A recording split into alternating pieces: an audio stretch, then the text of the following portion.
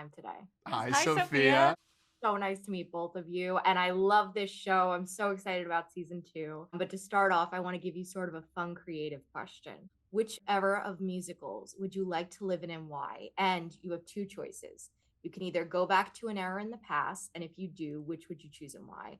Or you could jump a certain amount of time into the future, and what would you hope music looks like in the future? I think maybe what I would do is jump into the future, because I feel like, and the reason I say that is because if you think about, remember that episode of Black Mirror called Rice, where the people can look at their memories and go back and touch their memories. Love that. I would love to be able to, like, if there was a chip like that was in our mind, where if there was a new musical, you got to be in the musical.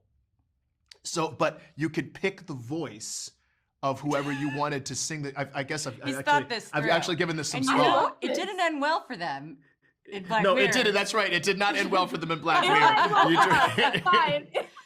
He does gouge himself at the That's end. true. It's not. You've learned their mistakes. Yes, yeah. But if we were in a world where we learned from their mistakes, Just don't look up the cheating stuff. yes, just leave out all the cheating stuff. Just do the musical stuff. Yeah. Just do the musical stuff. Just have a rice chip that allows you to watch musicals that you get to be in. And when you open your mouth to sing, the voice of your favorite person comes out of your mouth. You see. That's what I would do. That's my thing. Not that I've given it any thought. I love it. That feels very AI. Yeah. Right? I'm going to the past because, I don't trust the robots. I'm not getting the grain, which that's what I was, you were saying rice, but you meant grain. Grain. That's what I meant. I meant grain. I meant grain. And I think that's my other favorite thing that just happened. Because I kept going, now, was it rice? Did they have rice planted? It's the grain. But anyway, yeah, I wouldn't go too far in the past hasn't been great to a lot of people. Maybe, so I think the 70s is. Like hair? Yeah. Like hair and. I'll go hang out in Central Park. Yep. Looking for Frank Mills. Yeah. Thank you both for wonderful answers with that. I really love those. What has been the most rewarding part of this experience for both of you? I mean, the cast is so amazing, the music, everything about it, and it's such a fun genre. I think the most rewarding thing is working with the cast. Yeah. It's the other people in the cast. It's Cecily and it's everybody. And also the crew. We had a fantastic crew because it's everybody. It's the art direction and the production design and the choreographer and the dancers and the lighting. It's everything. It's the people that you get to spend your time with, especially when you're working on something like this. You're spending 8 to 12 hours a day with the same people. It's really great when you get to enjoy them and they're fantastic and they feed you. Everybody's happy to be there and just loves what we're doing. And it's sort of like ready to see my thing. It's like if you were a theater major in college, it's like your showcase, I could do my big number for you now. Yeah, it makes me think of the same thing when you're in school and your friend is in the play, but you're not in that play. And then you get to go see your friend perform and you're just like, you were amazing. You did it. It was great.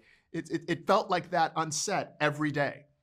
And lastly, very quick, I want to ask you both to give me an adjective to describe or tease your favorite musical number. An adjective. Uh, I don't want to say the word keeps comes into my mind is frenetic, but but it's not frenetic. Clever. That's the word I wanted to use for Talk to Daddy. Yes, very clever. Yeah, a very clever number. Yeah. And I don't know, flashy. The jump cuts. Can I use jump cuts as an adjective?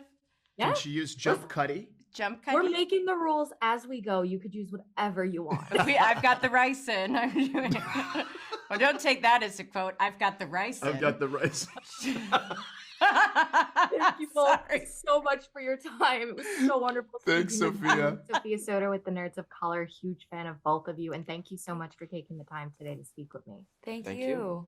Of course, congrats on season 2. And to start off, if both of you could travel back to a musical era, which would you want to live in and why? But it's like a 2-part question. So if you want to go in the past, which time period would you want to go to and why? but then you also have the option to travel a certain amount of time into the future. And what would you hope to hear with music then? Whoa. Wow. I got some really creative answers. I don't want to put pressure on you, just saying. It looks like this was the question to get creative. Okay. Oh, she says jury's in. I'd want to go the future because, I I just, I mean, as wonderful as so many musicals are, you think about some of the time periods and it's just like, life is tough, man. You know? And I think that's why a lot of those musicals were written, the good ones especially, to kind of comment on those time periods. So I want to go to the future and I want to get there and I want everything that hopefully is finally being addressed in our world now to have been addressed and it to be a much better place. That's such an Aquarius answer. And the music is joyous and wonderful. Aren't you an Aquarius? No, I'm a Libra, actually. Other air sign. Yeah. Sorry, Yeah. blanked.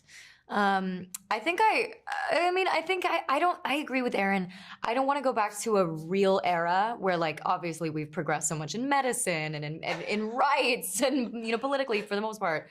And in hygiene. In hygiene, yeah. I'm like, guys, come on, there's got to be a little bit disgusting. Like 19th century pear sounds great, but everybody's You're really looking at each other with that much love in your eyes. Yeah. You guys both smell terrible.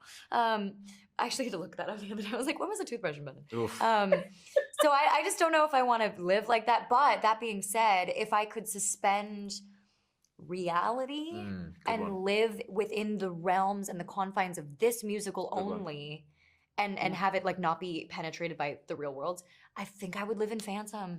I know that's a little crazy, but I'm going on the record. I'm a Phantom apologist. I think we all need to take a second look at the guy, give him a little bit of attention, and maybe embrace him as the hero that we all deserve. Wow. That's what I believe. Okay. I mean, you guys nailed it with the answers. I'm like, I love it. I love it. You guys all did Well, great. you said they were And good answers, so we had to step our game up. That's right. So You really did. Listen, I'm like impressed by everyone right now. You guys really took my everyone. question and made sure to make it like your own. I love it. Now I need to know. And I'm curious, what surprised you most about your characters in season 2? You both gave such great work. I think that our characters got to go on a real journey on their own this season, whereas season 1 we were much more functions for Cecily and Keegan to kind of bounce off of. And we'd still do that this time, but I think that we each, and especially our kind of journey together, I think we each find ourselves through the other person. And so it's like we got to go on our own little story as well as serving the whole story this time around. Yeah. I second that. I love it. Cosign. I think, yeah. I mean, I was really happy to have a character that had more humanity than season 1. Obviously, I think season 1 actually was there was something I found really cathartic about it because she was such a paint by numbers, like ingenue oversexed character that was just very like fun to acknowledge and play like to a T, because then you're kind of like, see how stupid that is, you know? But I think that like the experience of playing Jenny, who's a more fully formed person with trauma, is also rewarding. I always feel like I learn more about myself by the end of a character arc, even with something like this that is so, you know, over the top, and it's still very human. So yeah, that's always my favorite.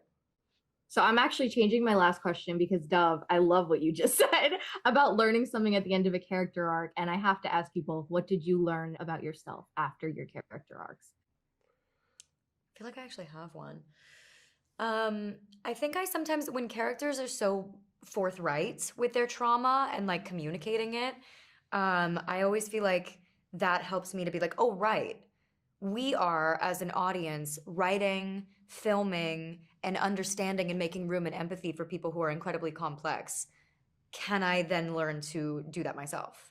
Because my favorite quote is always, people don't go to the movies to see you, they go to see themselves. And when we watch these characters and we love them and we embrace them for all of their, not just flaws, but like all of their yucky humanness, that we're like, wow, I really love that character. Why then do I not allow that same sort of like opening for other people to do that with me? It's like, I think I learned that I don't feel super deserving of vulnerability because I would rather hold the space for someone else. But I think I learned to do that with every new role, for sure. That's beautiful. Yeah, I think the space to be yourself, right? I think that both our characters go on a journey that they don't have to, you know, so many people look at them and think one thing, or they have to stand in front of people and be one version, but that it's actually okay to just be yourself, right? And I think that as actors too, like you're serving all of these things all the time, and just the comfortability to be yourself, you know, kind of despite what anyone else thinks is a hard thing for everybody to come to grips with. And so I think I definitely learned a little bit of that from this for sure. Really beautiful. Thank you both so much again. Congrats. And it was such a pleasure speaking with you. Thank you.